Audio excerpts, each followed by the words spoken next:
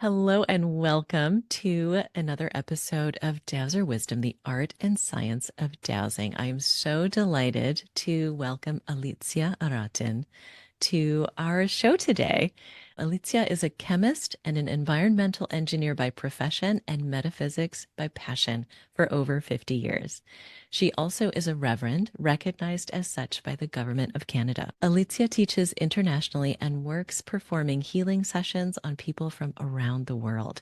She has created her own system called the Science of Dowsing, which incorporates elements of both ancient wisdom and modern science to help people release various types of health problems or life predicaments. This system encompasses all levels and applications of dowsing with an incredible amount of spiritual and scientific knowledge blended together to create a comprehensive and easy to follow course. In her seminars, Alicja uses the latest accelerated learning techniques, which allows people to maximize comprehension. Her classes are always well attended due to her unique blend of knowledge, wisdom, and humor. Over the past 30 years, she has traveled extensively throughout the world to teach, lead, and inspire, as well as to heal and consult with people to bring their lives to the next level of awareness. As a natural-born healer, she shares her gift generously. Like all great teachers, Alicja started with transforming her own life. She now bases her classes and one-on-one practice not only on the ancient Egyptian school of vibrations and new medicine, but also her firsthand experience with alternative modalities such as medical qigong, dowsing, Reiki, EFT, as well as many European techniques, transforming family patterns, releasing entities, etc. So highly, highly credentialed. Alicya's mission is to empower and inspire people to reach their full potential by assisting in the manifestation of their dreams and life purpose. Her YouTube channel is viral among dowsers and seekers from all life paths, and you can learn more about her at intuitivedowsing.com. Oh, I just want to let your How bio sink in for a moment. about me? Are you sure it was about me? Oh my good. Well, it's so funny. May I ask, even before we jump into how you got started, what is the ancient Egyptian school of vibrations? Well, I'm not it's familiar. something what we have learned in Europe when I was young, Ah, and you may probably big part of it is the sacred geometry, okay. but it was interesting because in very early stage of my life in Canada, I was invited to one of the conferences, and there was also a gentleman. I forgot his name. He's quite famous Mm, for his books and research. I will remember in a moment. And I was speaking about something. There was discussion, and I was speaking on the topic, and then he started to talk, and he said, "Well, did you hear what she said?" He said she never used these beautiful descriptions which we have here, which are mm, eye and ear catching, but they call things by their function. mm. So vibration of shapes, not sacred geometry, for example. Oh, Right? interesting.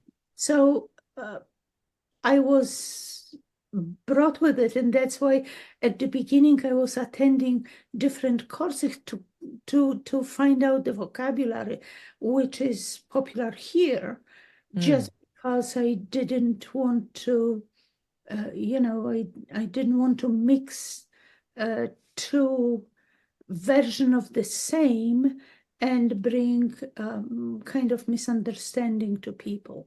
sure, sure. So School of Vibration was about how to organize the energy Mm, in your room, in your environment, in order to cooperate with you, or rather working for you, and Yes. with you, not against you. We have Feng Shui, which talks about similar things, of Right. course, from Right. the Chinese system, which I also studied just because I am fascinated by all those modalities coming to the same Yes. on the very top, Mm-hmm. the Mm-hmm. bottom, depending how we look at it, but being so different way of pursuing the topic.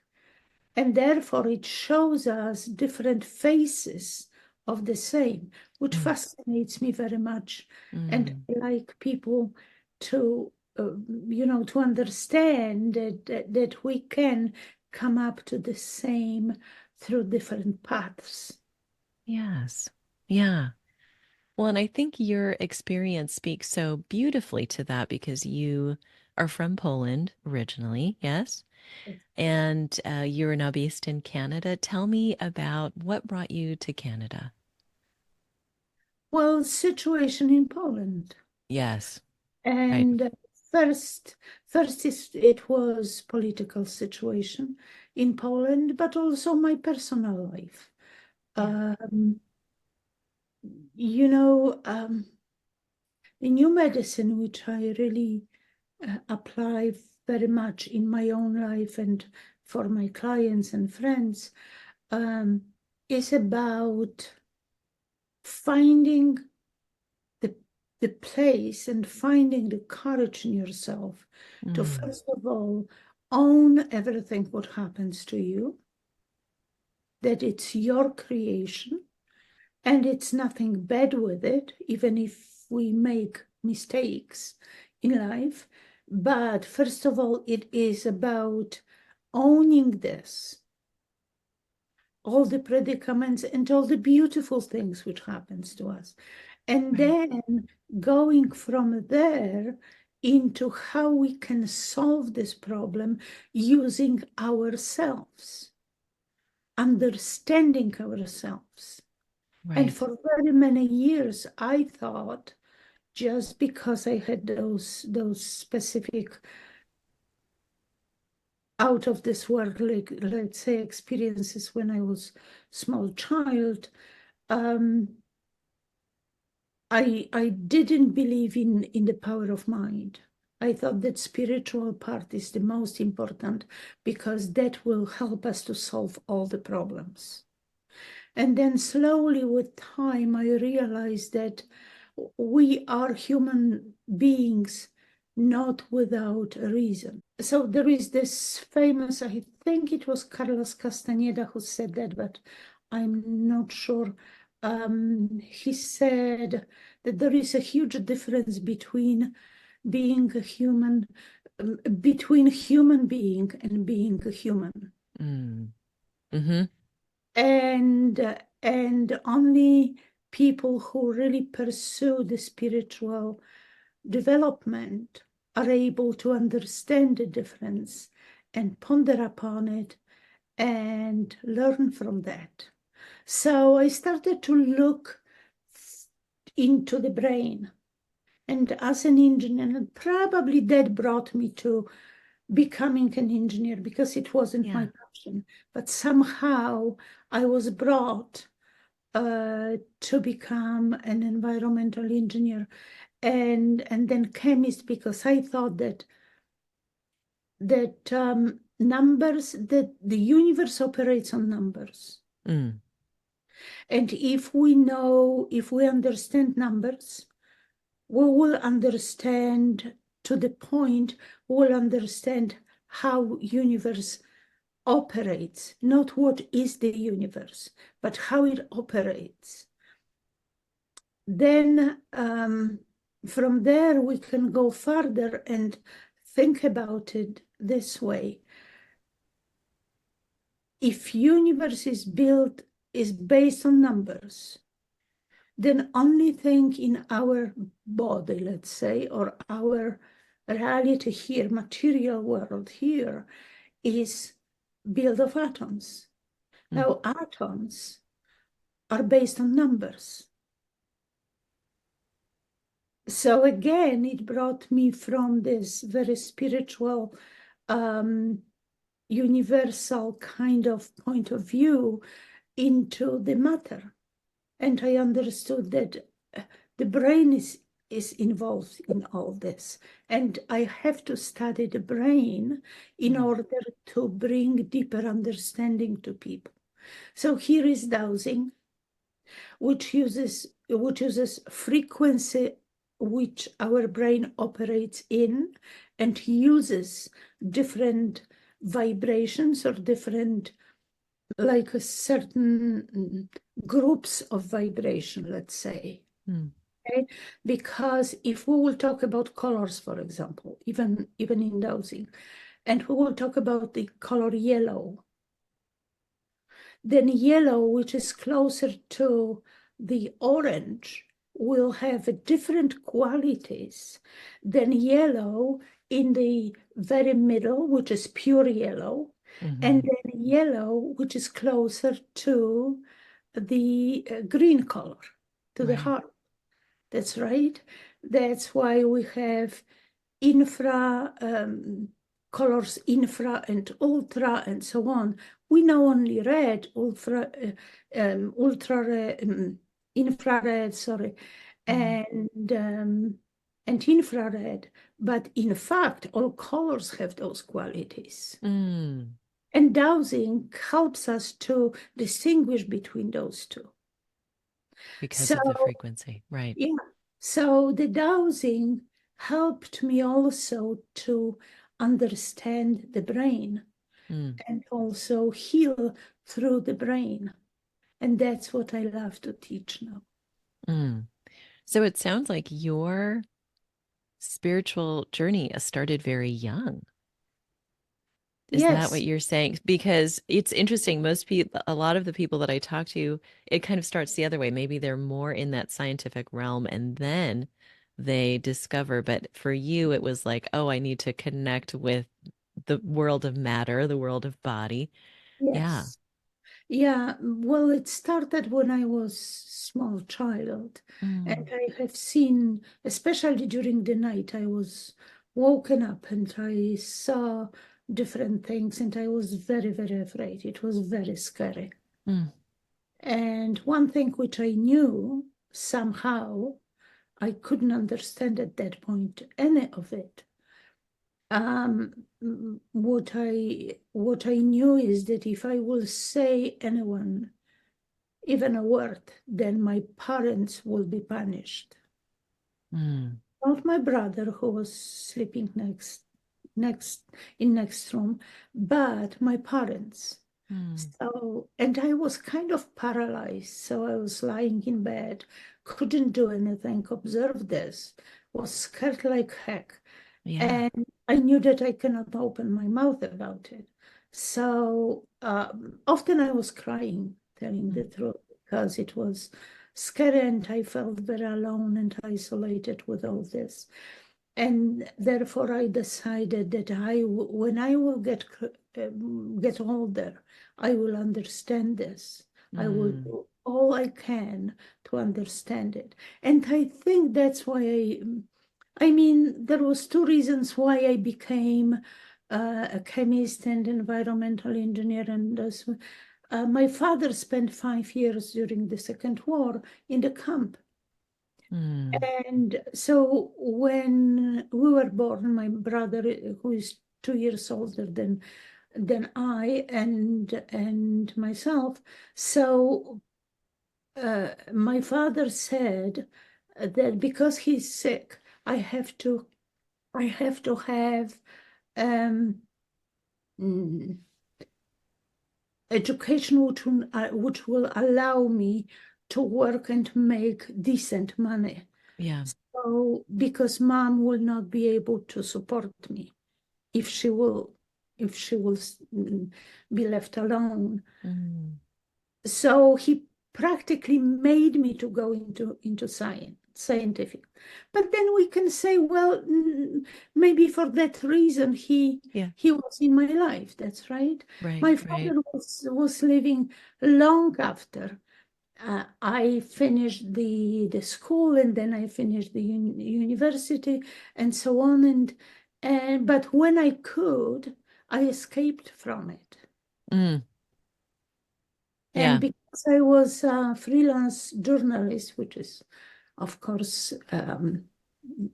in Poland, so it was I was using my mother tongue, but I just decided to leave this technical profession and go to publishing house. And I was Mm, publishing books, editing, sorry, yeah. books about art, mostly theater Okay. and cinema. So, sometimes it's complicated Yeah. because when I came to Canada, I would I would assume everything but that my hobby will be my profession. And my Mm, profession will be my hobby. What was my profession became my real calling. And yeah. as I said, maybe that's why I came here. Wow. That's So amazing. it's Yeah. it's So, it's complex, of course. Right. but when you are first generation of immigrants, you you open completely new world. And it's Yes. not about what political system you come from, because uh, let's face it, it's all the same. Right. And Well, it's yeah. more obvious than before that it's all the same around the world. Yeah. But the thing is that when you come to a new country, first you have to learn language, and we didn't learn English at school, of course. Um, and second, you have to learn about the country. Hmm. That's right, how it operates. And sometimes they really, that's strange, and so on. So again, that's why I was taking the courses to find out what vocabulary people use to describe certain things, because it Mm, was completely different than my vocabulary. sure. Sure. So how did you, well, so take me now in your journey. And there are no straight lines in our life stories, right? Yeah. I love that. And yet I love too the ways that the circumstances, the coincidences, the way that our paths are shifted, always in hindsight, we can say, oh, that's okay. Maybe that's why I was brought here or what have you. I love those stories. How did you get introduced to dowsing? When did you start dowsing? So it was well, telling the truth, dowsing in Poland Mm, was and is quite popular. Very, very many people use it. Nobody see it as something strange or, out of this world, or whatever, superstitious, let's say. But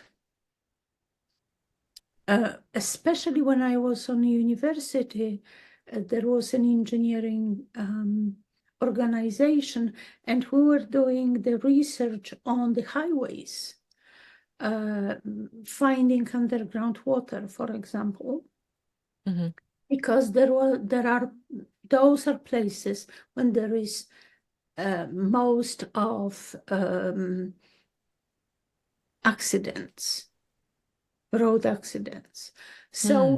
we were, as an engineers, we were kind of, we would douse the, not highways, because we didn't have highways at that time, but the roads, to mark those places with St. Andrew's cross, which is this cross, Mm, which as a shape is to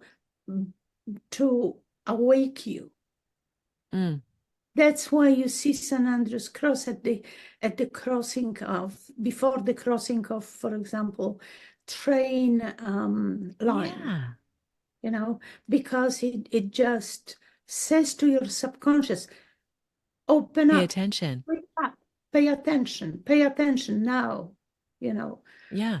So we were doing things like this, of course, for free, just as a volunteer work to mark those places. So I always thought that dowsing is something what is very, very useful Mm.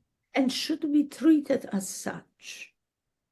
But on the other hand, because we were taught on the based on the discoveries in Egypt in 1930s, and majority of papers which were written in French was translated into Polish, and that was our basis.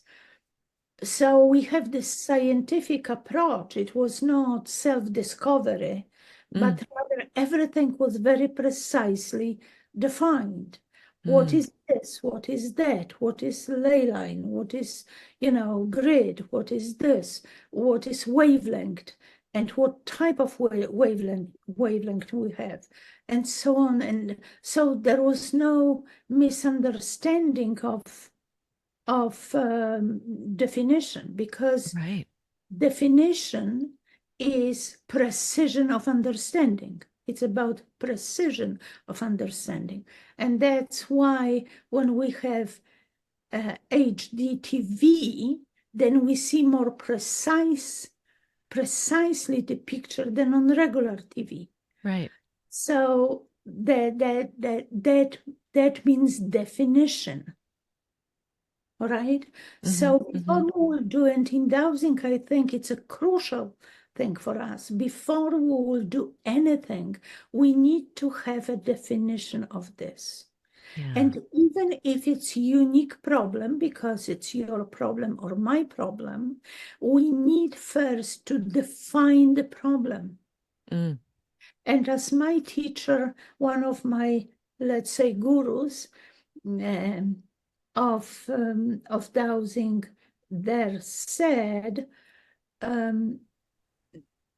he said once to me, sometimes you think 3 days about the question or the problem to get an answer in 10 seconds.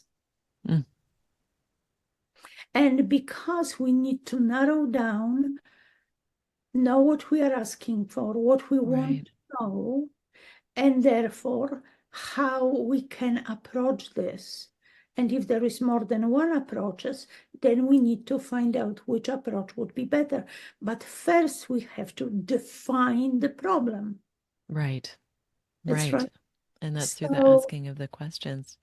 Yeah, it's so true. And and what you're saying, I do not ask questions because I wasn't taught to ask questions. I rather have a conversation with pendulum, which means with myself. Yeah.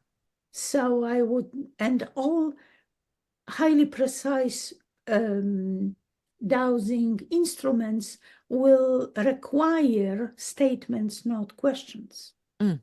So tell me more. Yeah, tell me more about that, because I think, for example, people who work with Leher antenna or universal pendulum, you do not ask questions such as, should I go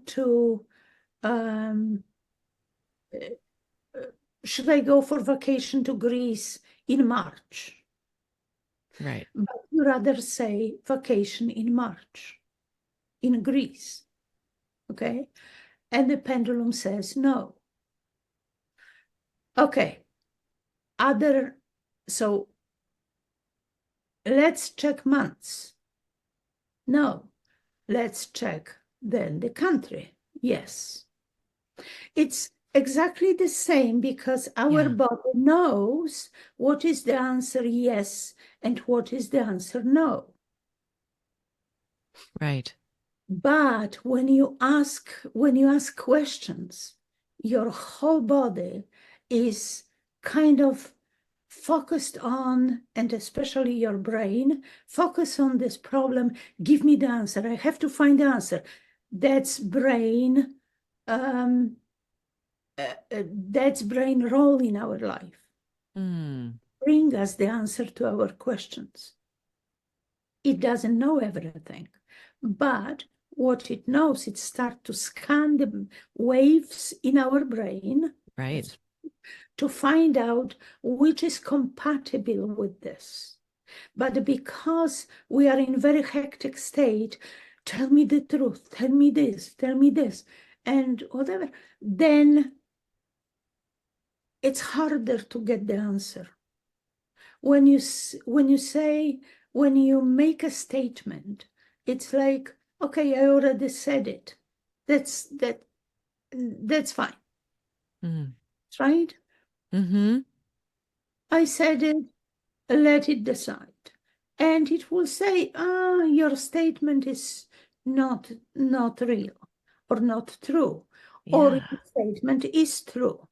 But your brain is a lot more quieter because you already stated this fact. Okay? Mm-hmm. Mm-hmm. So that's the difference between questions and answer and And statements. statements. And it's not a matter of that there are two different types of dowsing. Mm-mm. One asking questions, or as someone else said once, well, you only say this in health. In health, you use statements, and in every day dowsing, you use questions. No, you just, when I talk to you, then we have a conversation. That's right, and it's Yeah. exchange of ideas. We don't have to agree, so you will say, well, not necessarily my point of view on this is that, but it's still we are exchanging things. And this, in dowsing, we exchange those thoughts with the universe by bringing the energy connected with this predicament or the problem we want to solve, and then checking compatibility. And then the pendulum says, no, it's Mm. not compatible. Or yes, it is compatible.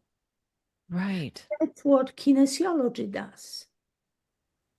That's right. Yes. Yeah. So this is really interesting because something when you and I chatted before we hopped on, we had talked about your definition of dowsing, or not your definition, but the definition of dowsing, how one defines dowsing. And you make this distinction of between dowsing and say kinesiology. Can you speak to that a little bit more? Yes, absolutely. I was speaking on kinesiology, a conference well, more than 4 years ago, because 4 years we were on standby.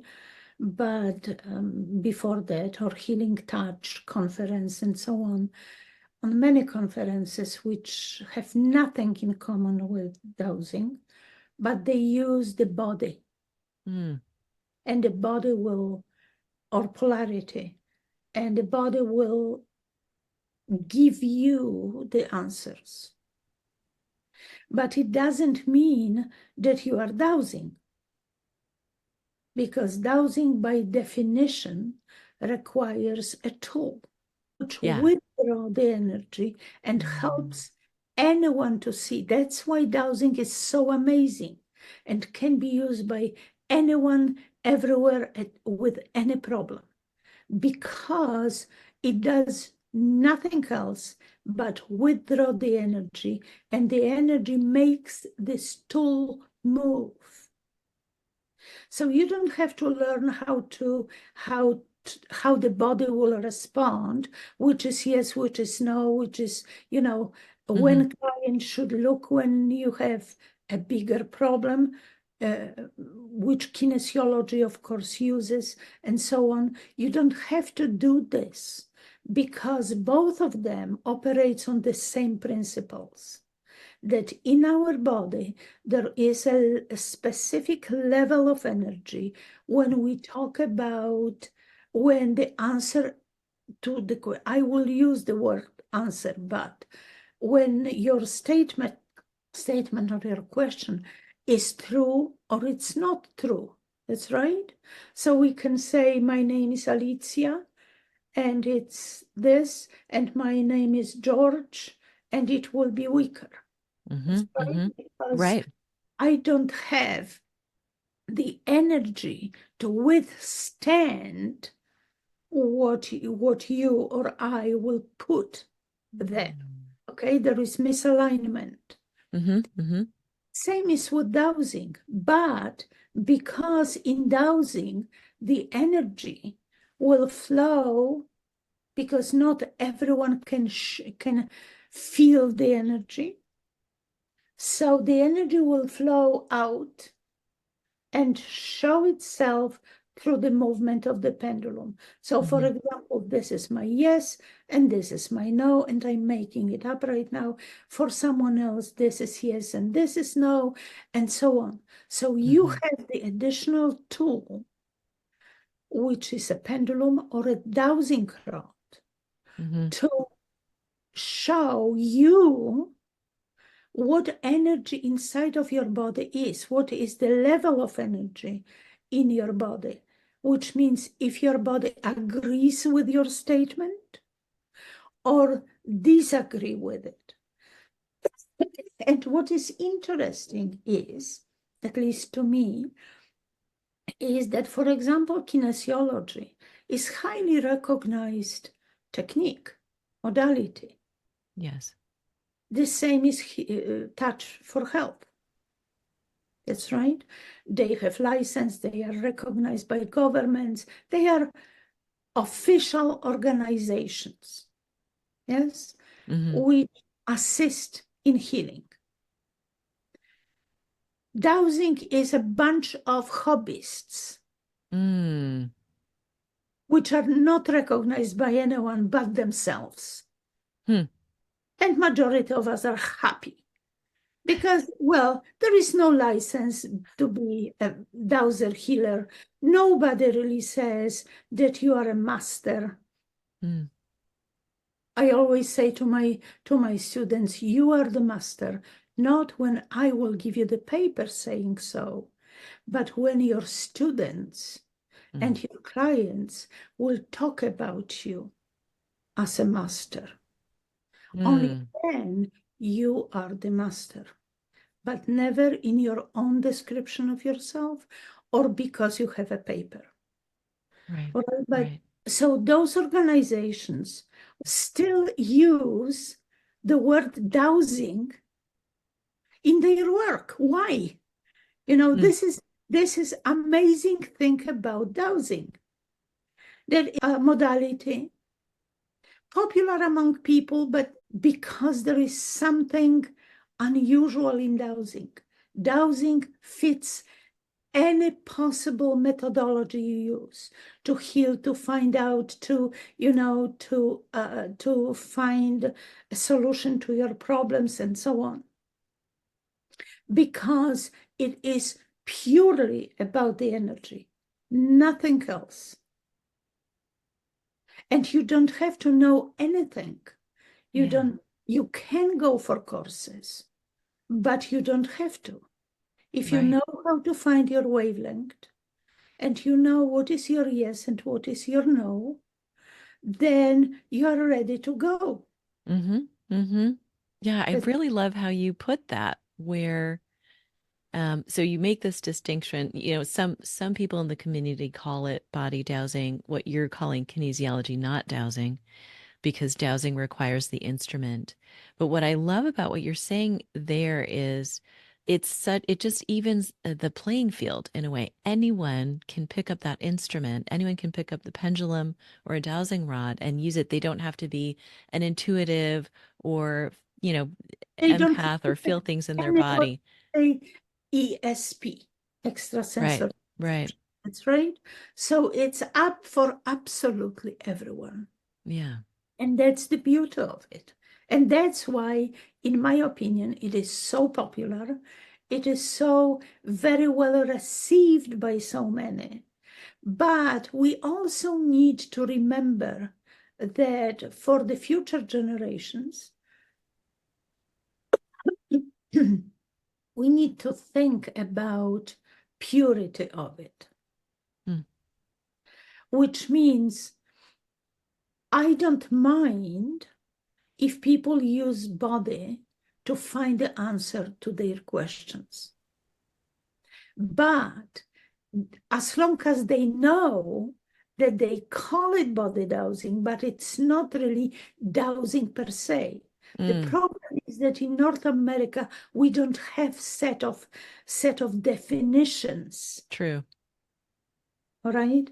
So just because it was self-discovery, just because it's humongous continent, and there are pockets of people here and there, and they found their own way, and it's fantastic.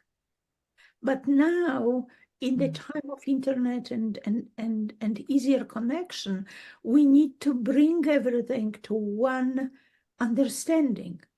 When you take the sacred geometry, when you take feng shui, you have precise definition, and nobody will tell you that, for example, certain things from feng shui are the sacred geometry. They are feng shui. However, they approach the problem similar way as mhm, sacred geometry would. And I think that for the future generations, we need to preserve mm. knowledge about what is the core of it. So we will not bring more misunderstandings and superstition in it, because we Sure. don't, that is last thing which we need. Sure. So That just that is codifying of the field and kind of having those. It's interesting because Lee Barnes, who I also interviewed, talked about how in the UK they have very specific language, just like you were describing, just absolutely. so that you know exactly what you're talking about. Because, he gave the example of ley lines that can mean different things to different people. And so, for example, I think they call it geopathic energy lines or something like that. Like there's specific language, and so it's very interesting the point that you raise of to preserve it Yeah. going forward. And Because if you will yeah, travel through Europe, hmm and you will talk to dowsers who are dowsers really. No, having pendulum does not mean that you are dowser. You can say I'm dowser because I have the pendulum and I use it. That's fine. But when you talk uh, to dowsers who are either healers or a water dowser or right, whatever, hmm they will have a common vocabulary. It doesn't matter if you are in Poland or in France.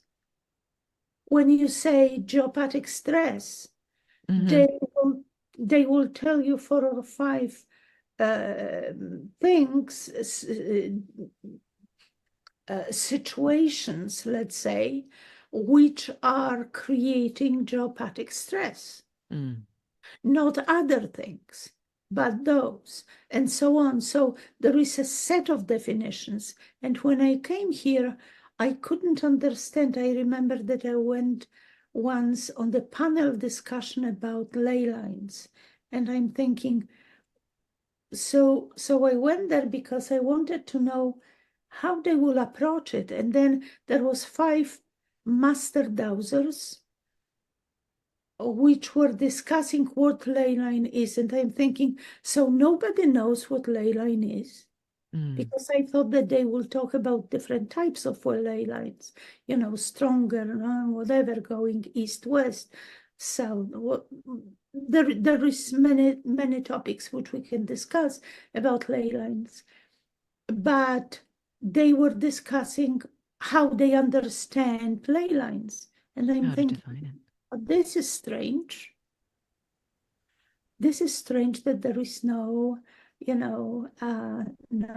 common understanding and definition of ley line. Mm, But I'm used to it. I just, yeah, as I said, I took many courses with different people just because I didn't want to play the smartest one who knows everything better. Um, but so I just to join the crowd, I sure. had to know how crowd talks.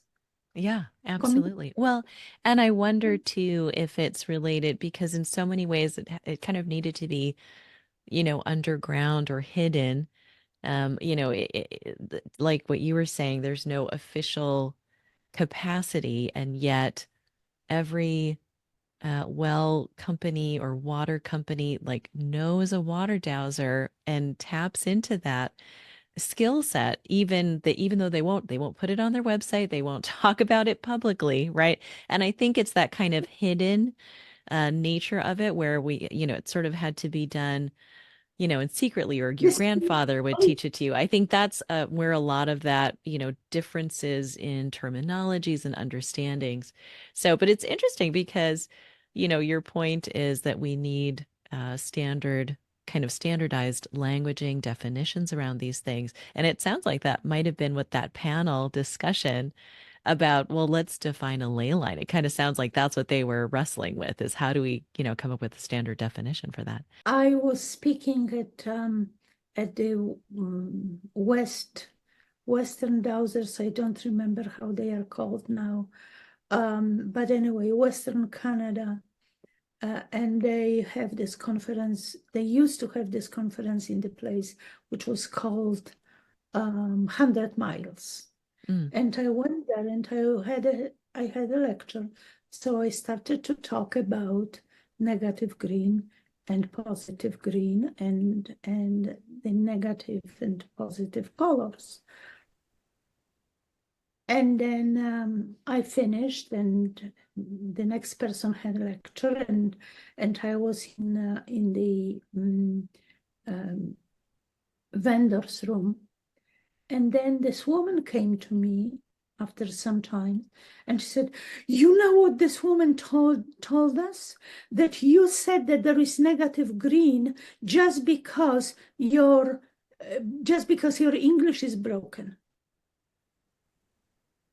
And I said, well, I feel sorry for her. If she doesn't know what negative green is, that's fine. I mean, so I heard very many different comments about it. And I'm not interesting. saying that my English is excellent, because it's not. I was an editor, so I know how to put the beauty Yeah, and uh, and language in full colors, which I'm unable to do that in English. But on the other hand, well, that was interesting. It, of course, scratched my ego a little, sure. but I thought, well, I have to really go for courses and see how people call it. But they didn't talk about negative because it Yeah. wasn't known. Yeah. So, I don't think I'm not familiar with that concept. I know it'll take yeah. us off topic, but what is negative green, positive green? Tell me a little bit about that. Well, negative green is a vibration which is the most misunderstood Mm. vibration by majority of people, just because. Uh, so basically, in 1930s, when they were um, French scientists, when they were researching the pyramids and Sphinx and all those structures Mm. in Egypt, they found out the location of colors based on the pyramid. If anyone think that we know the wheel color for a long time, then we are mistaken, because it's almost 100 years, but it's only 100 years when we know it. And that was André de Balizal and Leo Chaumery who found this, Mm. the research around the pyramids, and they found specific location of specific colors. And therefore, they found out that to the south, there is color which is green from our heart, like heart chakra, Yeah. released. And they called it green. I mean, they marked that green is vibrated from here. And then they were finding the rest of the colors, and then they found out one more vibration, because they knew there is a specific pattern of colors. So Yeah. we will not go deep into this. But Yeah. Yeah. anyway, they found one more. and they didn't know how to call it. So they decided to call it negative green, not because it was bad, but Yeah. because it was on the wheel on opposite side from green. Got So it. they add the plus to the green from visible spectrum of light, which is heart chakra color. Mm. So in Europe, that would be green plus. Mm-hmm, And then mm-hmm. at the bottom to the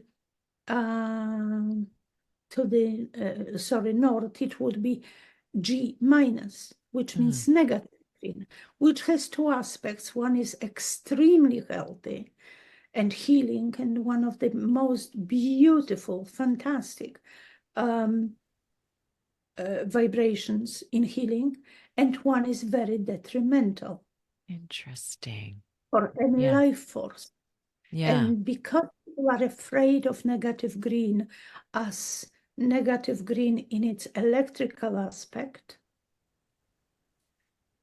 therefore they are afraid in general about negative green. Mm. But it has two faces. We need to know that every color has two faces, which Mm. means it has negative aspect and positive aspect, but that's I guess different story. Yes, that is. Our That's a whole other topic for another interview. Yeah. But that's really fascinating. I want to ask you about the pendulum that you held up because earlier when you were demonstrating, what is, my gosh, it's massive and gorgeous. Tell me, yeah.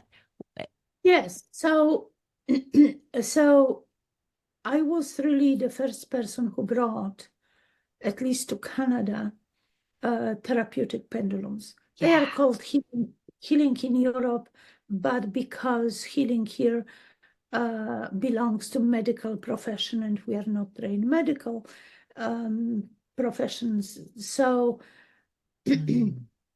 so I decided to call them therapeutic pendulums. Yeah. Tell us about Therapeutic pendulums therapeutic pendulums. Hmm. differ from basic pendulums uh, because they vibrate the higher vibrations, which means they operate on the vibration from above the green color, which means heart chakra, which is blue, indigo, violet, white light, and then some of them go into gold light. Okay, Mm. now the shape vibrates. So if one uses therapeutic pendulum, then you kind of join forces with this pendulum, with the shape. So shape vibrates and you are pulling your energy as well, your universal energy, which goes through you. And Mm. then all together you can help people balance their health. Wow. If one is not a healer per se, which means does not have the ability to stream more energy than he needs for himself, then the shape will vibrate the energy, and this energy is passed to the body to Mm. be healed, either my own body or someone else. But we need to understand that basic pendulums cannot radiate much energy, and that's why they have the amount of energy which allow them to survive on material level. Mm. Right? So they will exist, they will, we will see them, touch them, and so on. But they have no spare energy to share with anything for Yeah. anyone.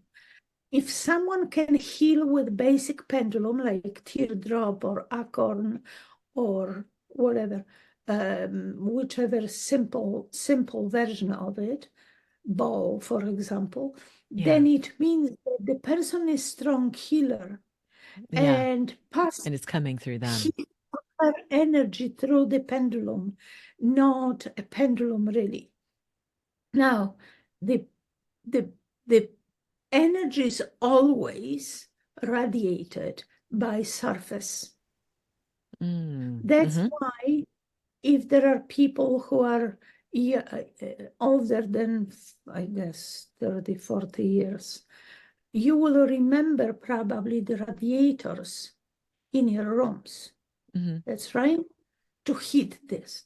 And then if you wanted to heat it more, then you had to, at certain point, not only heat the water, but if heating the water will not do the work, you had to add one element because you needed to enlarge the surface through which energy in the form of heat is released out, Got it. right?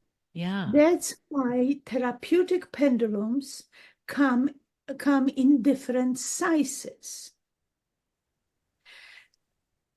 People here, very many people now, are used to working with heavier pendulum, Hmm. but not everyone. So there are pendulums which are smaller, and there are pendulums which are bigger. For example, this pendulum, and I'm not saying that everyone has to have it, but this pendulum weighs almost 2 pounds. Wow. And then are Okay. they made of different materials too? I would imagine. Well, they can, this one is made of wood as well, Ooh. just because people like the shape, but they cannot stand the weight. Yeah. But if pendulum is heavier, it is more precise. You see? Right. Yeah. Because, because when it catches the energy, the pendulum start to, if it's light pendulum, it start to swing like crazy. And then when you scan the body, for example, and the type of energy changes, then it takes time to lose the energy from previous movement and change into the opposite movement. Yeah. It's physics. Yeah. While heavy pendulum works slowly, therefore, when it catches the different energy, it reacts right away Mm. and move in opposite direction. That's so I'm not interesting. saying then that everyone has to have the humongous pendulum, but that's the situation. That's why they become bigger. In the most known pendulum, see this one, Ah, yes. shape of Isis. This pendulum is called Isis because it Mm. was found in the tomb, one of the Mm. and the shape is also drawn on the inner walls of the pyramids. But this pendulum may have smaller size, but increased amount of rings because every ring here is amplifier because it increases the surface. So we can have the classic one, which was found in Egypt. Egypt have 4 rings. That's how it was found. But now we work, not every number works for proper vibration of Isis, but we can go up to 16 rings, which makes the pendulum small, but still very potent. Okay, so there are different ways of That's amazing. increasing the surface, but that's the nature of therapeutic pendulum. With therapeutic pendulum, you can find a solution for your problems or predicaments just because it it is a pendulum. Hmm. So pendulum always follows your intention. That's why we always have to have firm intention before we will touch the pendulum and start to douse. Oh, that's powerful. Alicia, this has been such a treat. You are so clearly so knowledgeable, and I feel like we could have 7 more conversations at least, just jumping off on any of the many things that you talked about today. Um, if there were, a last takeaway, a last pearl of wisdom that you'd like to leave with our audience, what would that be? I think that even though you will take courses, the main compass is always here. So if what I'm saying is true to you or not, it's for you to decide. If you will apply this in your life or in dowsing practice or not, it's your decision, because you need to follow your path. This is yours. You can change it, you can adjust it, but it is yours. Own it. Mm. And continue working on it and walking it. And I always say to people who have courses with me, I care, therefore I don't mind. I love it. Oh, thank you so much. That was Very, very wonderful. welcome. And Thank you I for hope joining to us today. see you all at the conference, and we will have the blast with dowsing.